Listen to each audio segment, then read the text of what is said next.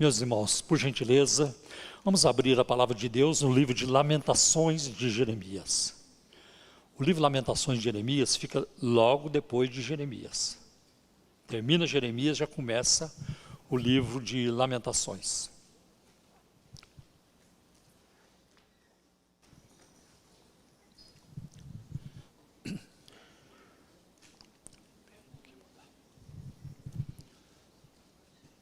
Então vamos lá. Antes de ler, eu queria passar para vocês, porque muitas pessoas não estão familiarizadas com o livro de Lamentações de Jeremias. Ele é pouco lido, ele é pouco pregado também, né?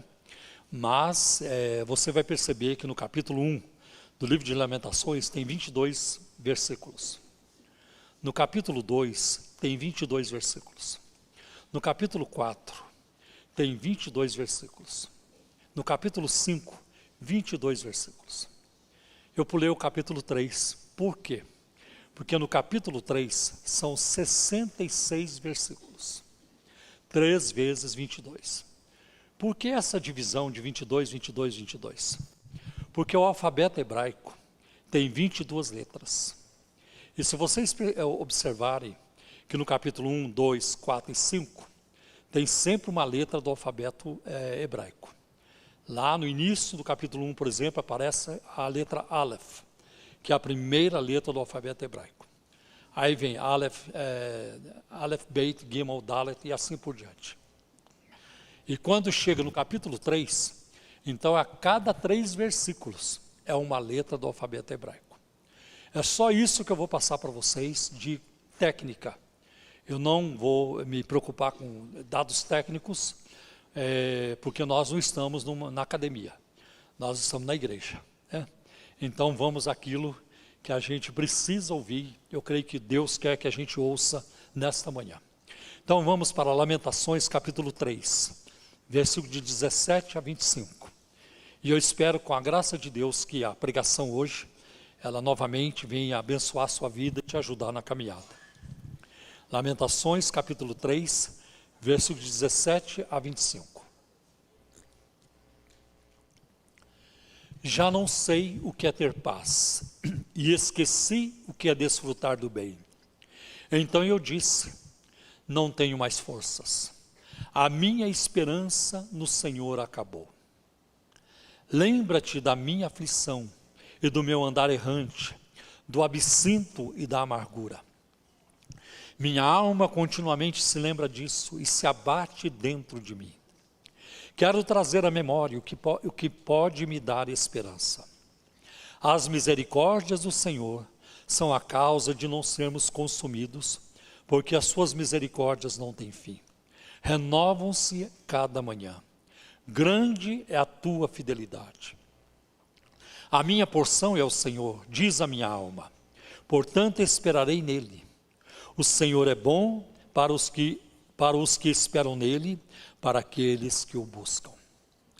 Meus queridos, o livro de Lamentações foi escrito depois que o Império Babilônico conquistou Jerusalém no ano 586 a.C. E você pode ler o relato dessa conquista, né, dessa derrota para o Império Babilônico, no segundo livro de Reis, capítulos 24 e 25. Outra coisa, eu vou recomendar novamente, não se preocupe em ficar anotando versículos que eu vou citar. Porque a mensagem está sendo filmada, gravada, e estará lá no YouTube, acho que até a volta de Cristo, talvez. Então você pode depois ir lá, entrar lá, pausar o vídeo, voltar o vídeo e fazer suas anotações para você não perder o enredo da mensagem. Deus havia prometido a terra a Abraão. Davi havia conquistado a cidade de Jerusalém e feito dela a capital de Israel. Salomão, seu filho, construiu um templo ali. Desde Davi, os reis viveram nessa cidade. Era onde os sacerdotes realizavam os sacrifícios que Deus havia ordenado, e as festas eram também celebradas. Mas no ano 586, há cerca de 500 anos depois, os babilônios destruíram a cidade, incluindo o templo. Por isso, Lamentações é um livro sobre sofrimento. O nome Lamentações significa gritos de tristeza e pesar. Muitas vezes neste livro, Jeremias escreve sobre choro, lágrimas, dor, angústia e sofrimento também. Isso nós vamos encontrar, por exemplo, no capítulo 1, versículo 2, capítulo 2, versículo 11, e também capítulo 2, versículo 18, capítulo 3 e versículo 49. Os israelitas tinham sido avisados pelos servos de Deus, pelos profetas, que os seus pecados resultariam em severa punição, mas eles não deram atenção. Você acha que os pecados do Brasil passarão impunes? Você acha que isso vai acontecer? Você acha que a corrupção que se alastra nessa nação, nos poderes da República, no judiciário, no executivo, no legislativo e nas instâncias inferiores, e nos estados e municípios, você acha que isso vai escapar? Não vai escapar. Não é possível escapar.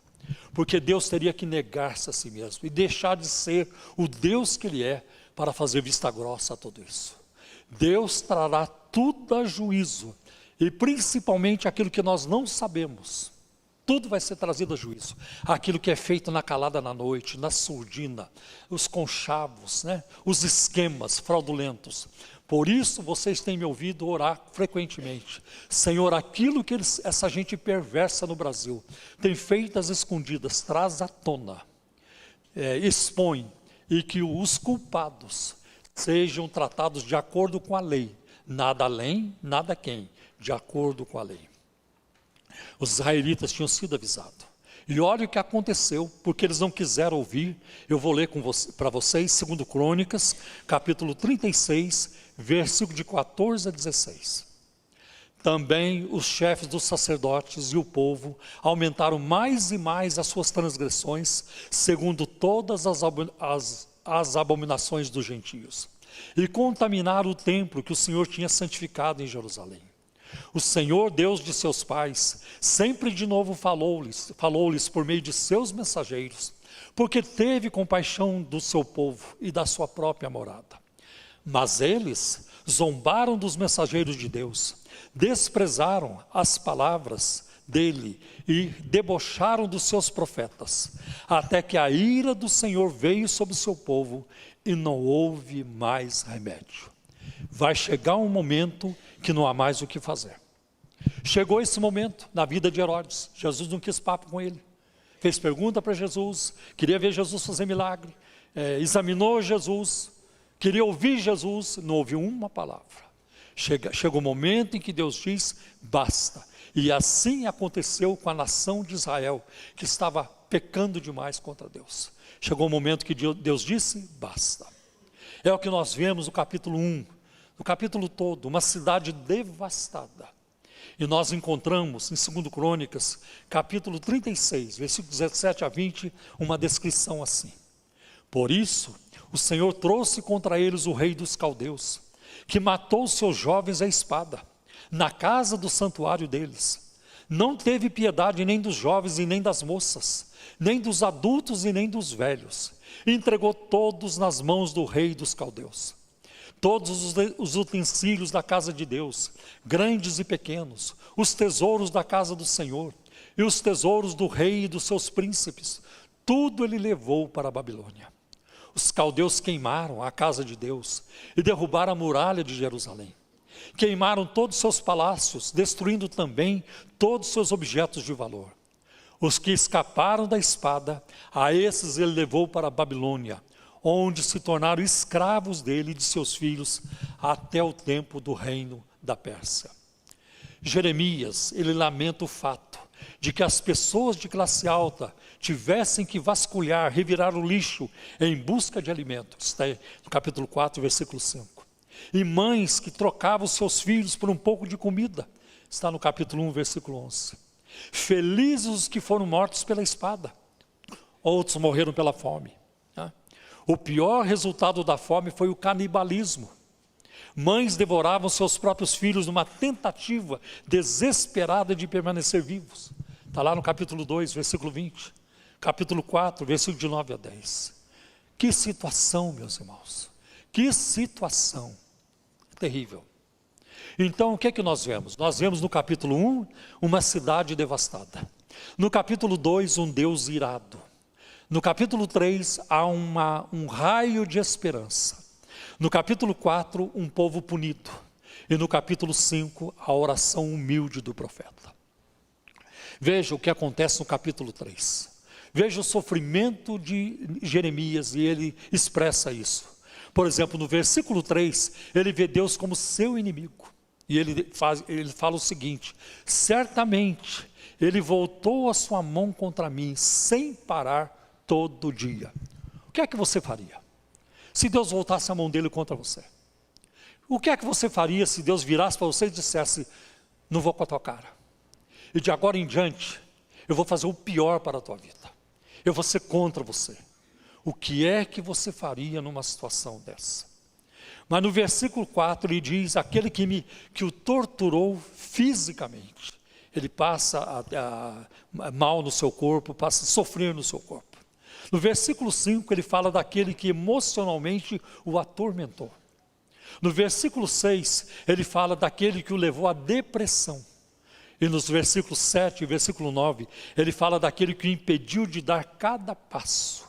Deus pôs muros à minha volta. Deus me amarrou com correntes. Deus pôs blocos de pedras no meu caminho. Deus, ele entortou o meu caminho. Não consigo mais sair do lugar. O que alguém faria se isso acontecesse? Ou você faria se isso acontecesse com você?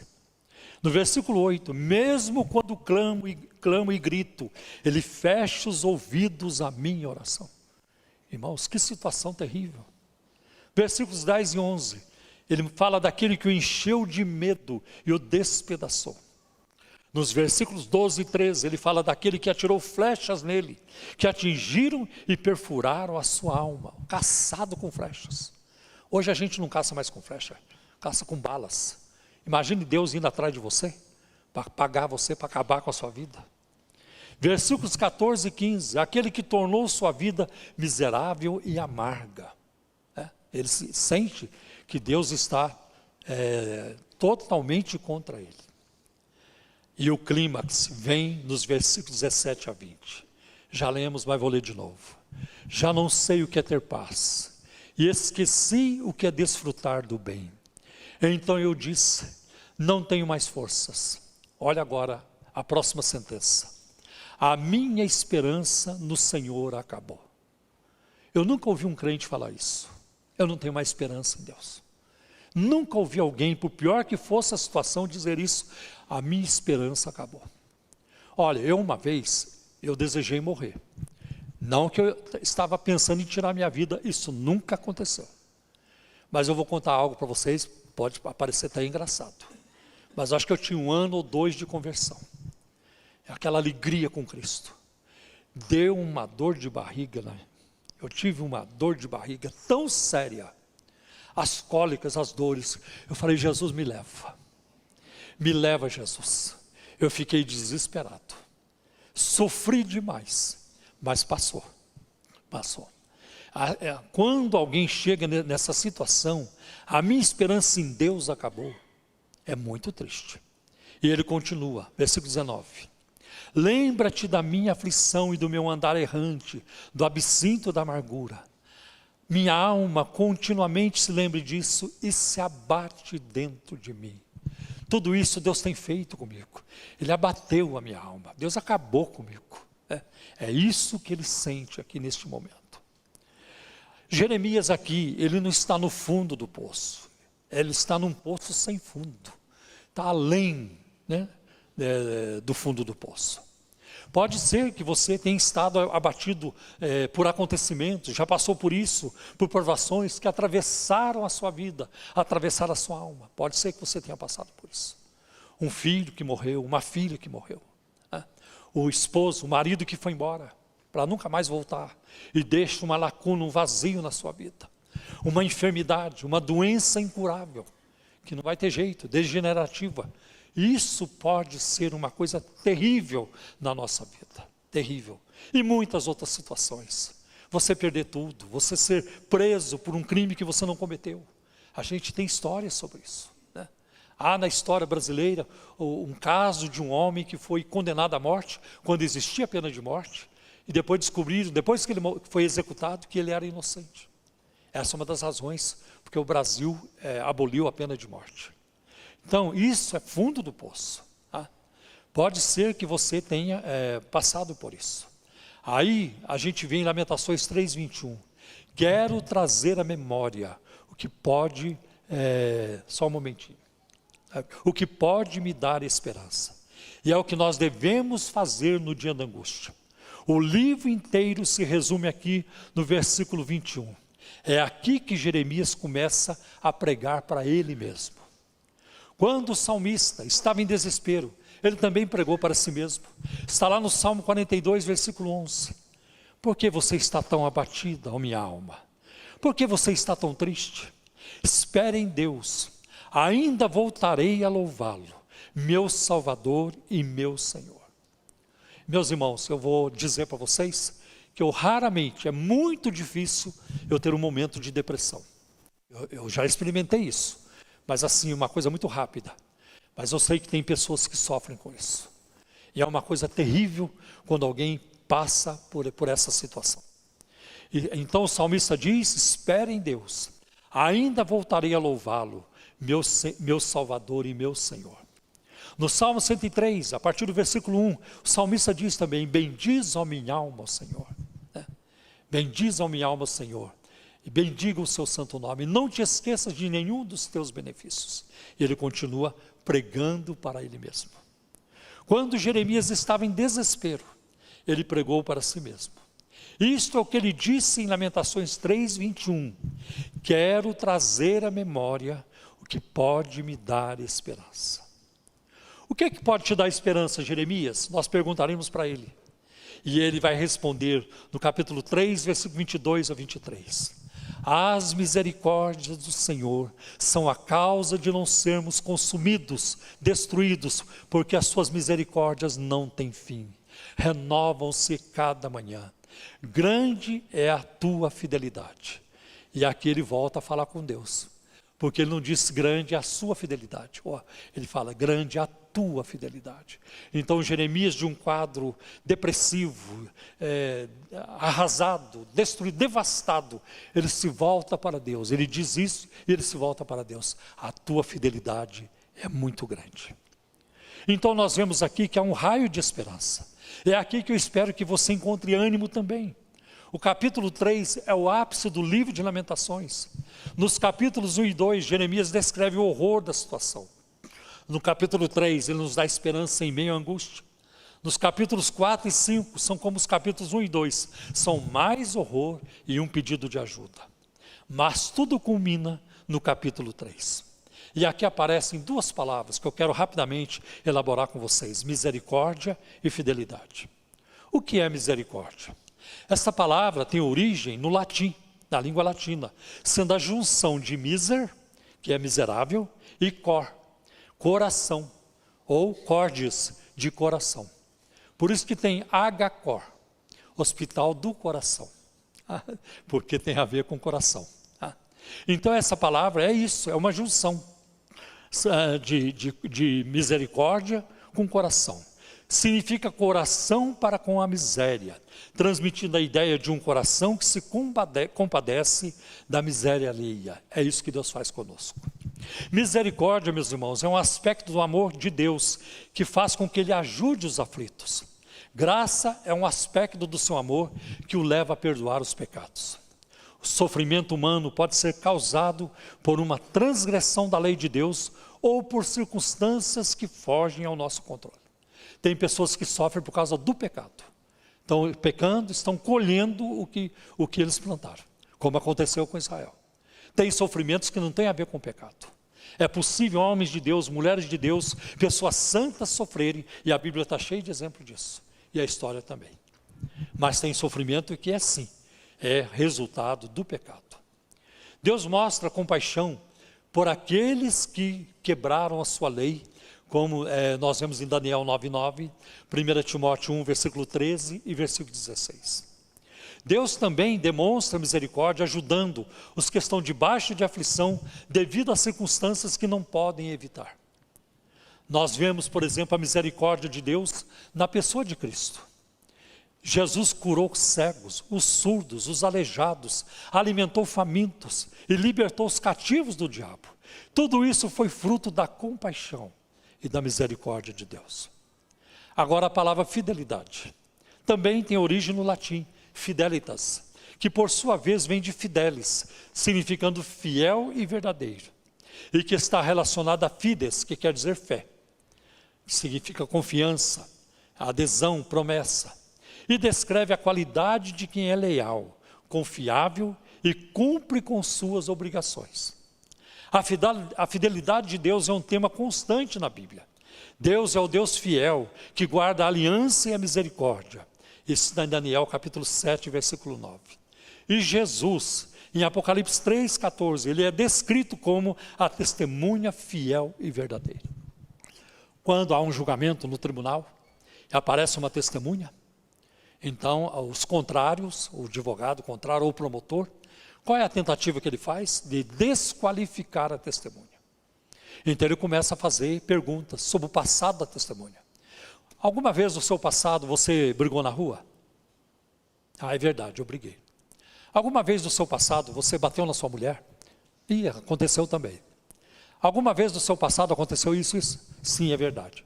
Não mais perguntas, excelência, meritíssimo.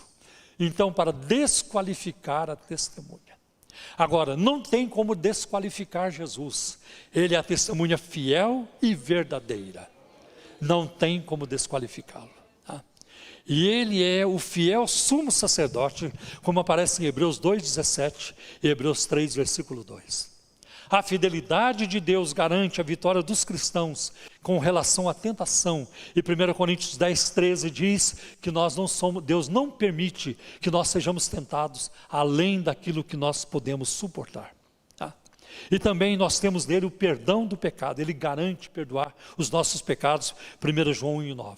Se confessarmos nossos pecados, ele é fiel e justo para nos perdoar os pecados e nos purificar de toda iniquidade. Isso ele faz. Ele é fiel aos seus filhos, porque é fiel a si mesmo.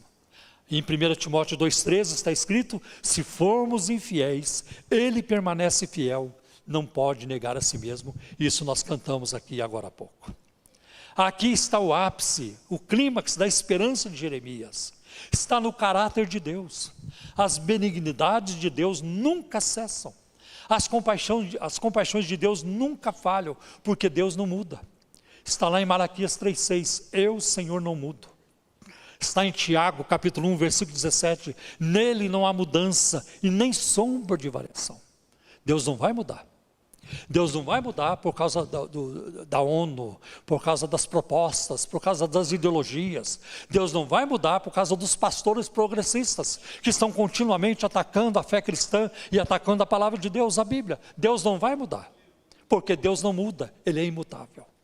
E porque Ele é imutável, nós podemos confiar no seu caráter, na sua bondade, na sua misericórdia e no seu favor. Quando o sol nasce pela manhã, as misericórdias de Deus também são renovadas. Todas as noites, as prateleiras do Atacadão e do Carrefour se enchem com novas mercadorias. Assim, quando a gente chega lá no dia seguinte, já podemos comprar coisas novas. Assim também a bondade e a misericórdia de Deus se enchem todas as noites, de modo que quando amanhece, é um novo dia que o Senhor nos dá de graça, pela sua bondade e pela sua graça. E a pregação de Jeremias continua, no capítulo 3, versículo 24. O Senhor é a minha porção. Lembra, ele está saindo de um caos, está movendo para a confiança, para a esperança. O Senhor é a minha porção, diz a minha alma, por isso nele espero. Porção, palavra interessante aqui. Refere-se à terra que o Senhor designou a cada israelita como sua herança. Os levitas, porém, não receberam terra de modo como receberam as outras tribos. O Senhor havia dito a Arão, em Números 18, versículo 20, eu sou tua porção e herança no meio dos israelitas. O que significava em termos práticos que os sacerdotes sobreviviam, recebendo uma porção dos sacrifícios feitos por outras tribos lá no santuário. Até Jó expressa, no momento de sofrimento intenso, perdendo tudo, ele expressa no capítulo 13, versículo 15, ainda que ele me mate, nele esperarei. Eu não vejo, não vislumbro, pela graça de Deus, pela misericórdia de Deus, eu não me vejo no futuro mudando de ideia. Eu não me vejo lá na frente dizendo, eu esperava em Cristo, mas agora acho que Buda é melhor.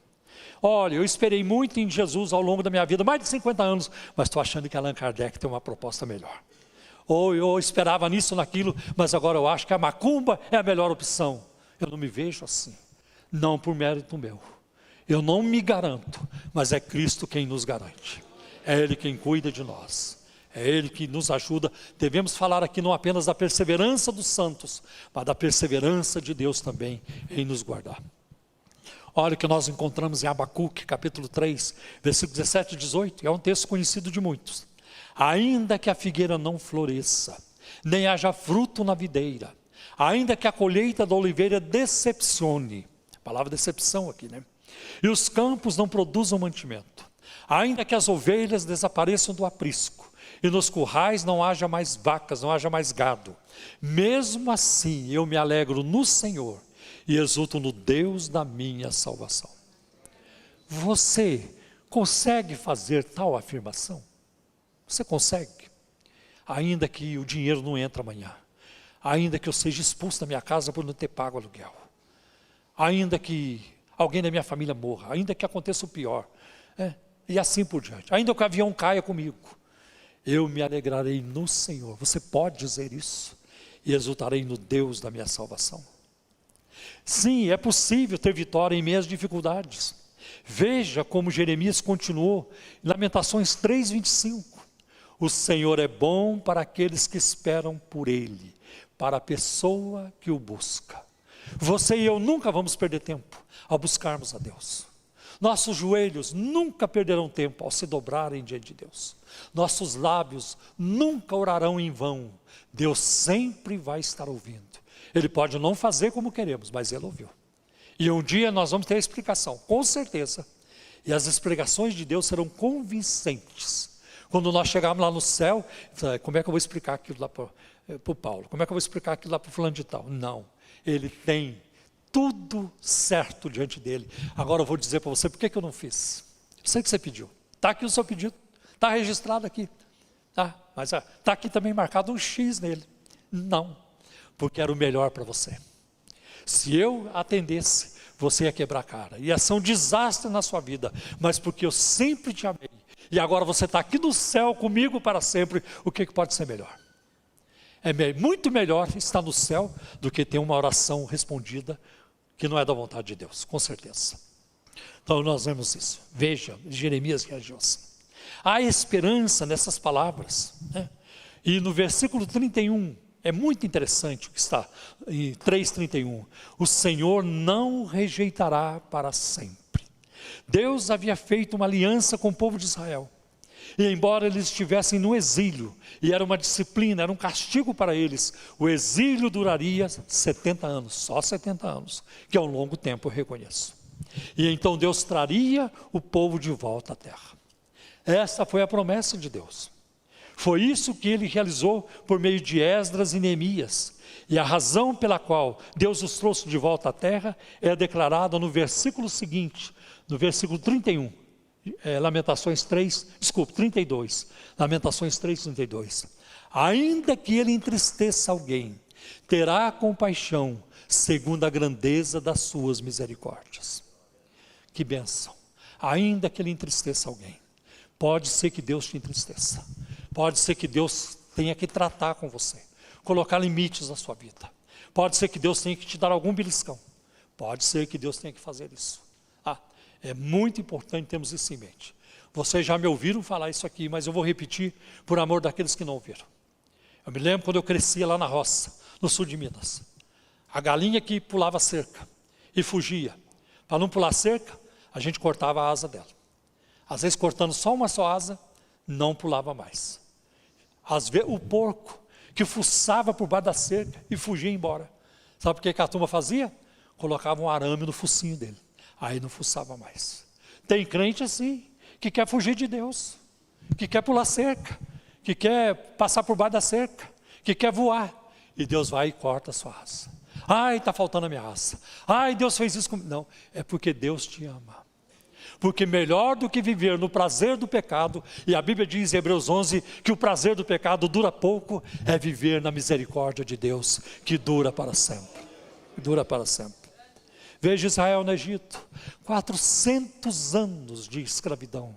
Um dia Deus foi lá. Aquele povo não perdeu a esperança. E uma das razões, talvez, porque eles não perderam a esperança, é porque José, quando estava lá no Egito, ele morreu no Egito, ele deu ordem acerca dos seus ossos. E ele disse, Deus vai visitar vocês. E vocês guardem os meus ossos.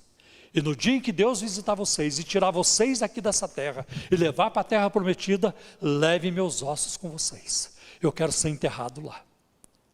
Então aquele povo, certamente, o caixão de José no Egito, certamente era um alento para aquele povo. Quando eles olhavam no caixão, Deus vai visitar. Deus vai. As pessoas morriam, 400 anos. Morriam e não via a promessa. Mas um dia Deus cumpriu a promessa. E cumpriu de forma ostentosa, de forma fantástica na vida do povo de Israel. Eles saíram com honras, eles saíram com grande vitória. Pense no ladrão na cruz, lá em Lucas 23, 42. Fundo do poço para ele, acabou a vida. Morrer numa cruz, você e eu não temos ideia do sofrimento que é. Não chega até nós. Está fora da nossa cultura e do nosso pensamento, até da nossa imaginação. Mas para aquele homem que estava morrendo na cruz do lado de Jesus, era o fundo do poço, acabou. Agora eu vou ficar aqui uns dias, apodrecendo até morrer, sem poder respirar direito, com perna... Bom, aí vai ser, porque os condenados na cruz, geralmente levavam uma semana para morrer. Mas porque era Páscoa, eles queriam acelerar a morte dos condenados. Então quebrava as pernas para ele não conseguir respirar mais. E aquele homem estava no fundo do poço, mas de repente ele olha para Cristo e ele percebe alguma coisa. E foi revelação de Deus. Foi o Espírito Santo que abriu os olhos daquele ladrão. E de repente ele viu naquele homem empapado de sangue da cabeça aos pés, condenado também, morrendo, sendo mais torturado até do que eles estavam, porque Jesus tinha uma coroa de espinho na cabeça. E de repente ele vê, não, as coisas para este homem não vão acabar aqui. Este homem tem um reino. Este homem, ele é rei. Ele olhou a inscrição que Pilatos havia colocado acima da cabeça de Cristo. Este é Jesus Nazareno, rei dos judeus. Todos leram, só ele entendeu, porque Deus abriu os seus olhos. A Bíblia é assim. Tem tanta gente que lê a Bíblia e lê para sua condenação. Houve um momento na minha vida também que eu li o Novo Testamento, não entendia nada, era um livro selado, era tudo fechado, meus olhos não enxergavam nada, até que depois Deus abriu os meus olhos e eu comecei a enxergar. E hoje eu vejo Cristo, vejo o plano de Deus, vejo a sua vontade, vejo a glória do Senhor, tudo isso na revelação da palavra de Deus. Como isso é importante. Ele diz, não, esse reino, esse homem não termina aqui. Ele diz, lembra-te de mim quando entrares no teu reino. E a resposta de Jesus foi rápida. Hoje mesmo estarás comigo no paraíso. Hoje mesmo? Não tem notícia melhor. Eu não vou ficar aqui 7 dias, uma semana pendurado na cruz. Eu vou hoje. E Jesus o levou para o paraíso. Mesmo numa situação difícil, quando você não vê mais saída, não tem mais o que fazer, você não enxerga a saída, mas Deus, para Ele não é problema. A carga, o fardo, o desafio, a luta que você está passando, a tristeza que você está passando, tudo isso é grão de areia para o poder de Deus, para o seu amor e para o plano que Ele tem para a vida de cada um de nós.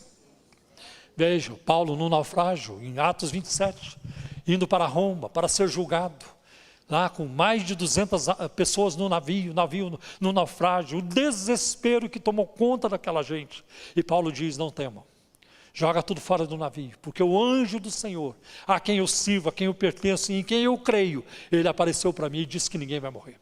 Nós vamos chegar salvos. E foi o que aconteceu. Eu quero ler um texto para vocês, que está em Hebreus capítulo 11, versículo de 32 a 40.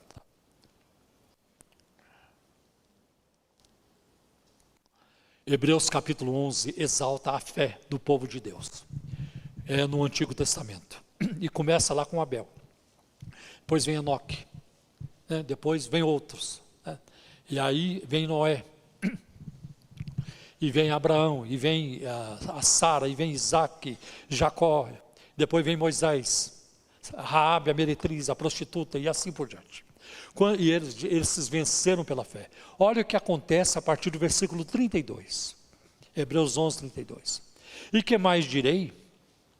Certamente me faltará o tempo necessário para falar de Gideão, de Baraque, de Sansão, de Jefté, de Davi, de Samuel e dos profetas, os quais por meio da fé conquistaram reinos, praticaram a justiça, obtiveram promessas, fecharam a boca dos leões, extinguiram a violência do fogo, escaparam de ser mortos à espada, da fraqueza tiraram forças, fizeram-se poderosos na guerra, puseram em fuga exércitos estrangeiros. Mulheres receberam pela ressurreição os seus mortos. Que grupo maravilhoso, quero fazer parte desse grupo.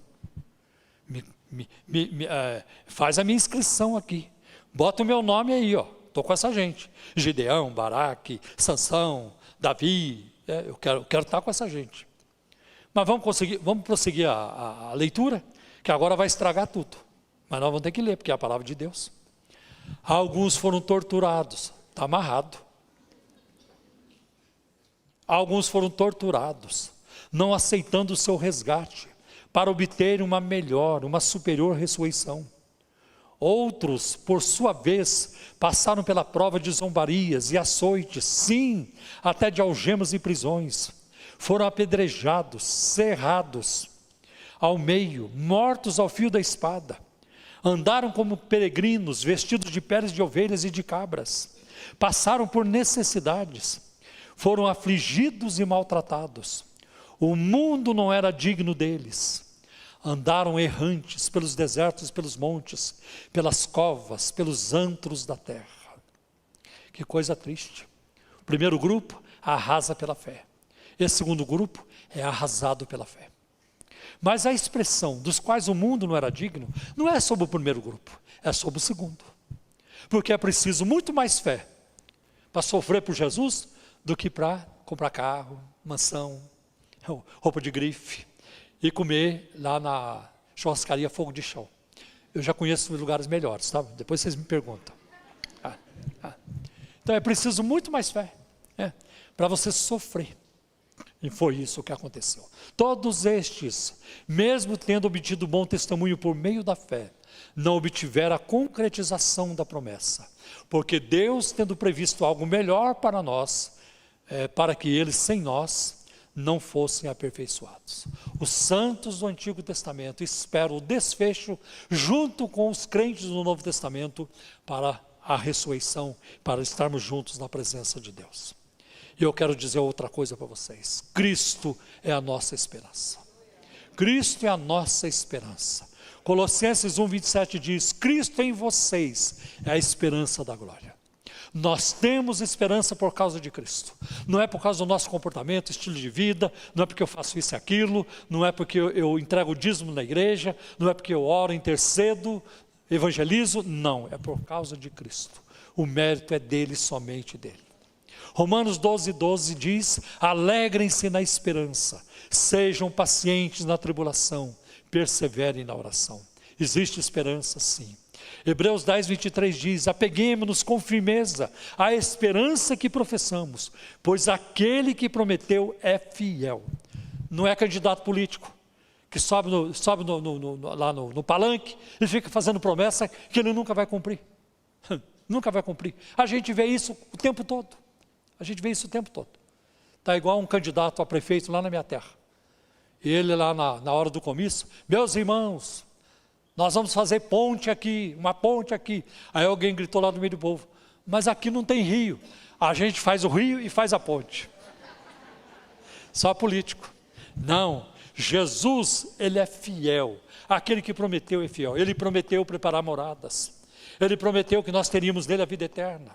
Ele prometeu que um dia ele vai chamar os mortos do túmulo. Eles ouvirão a sua voz, eles ressuscitarão.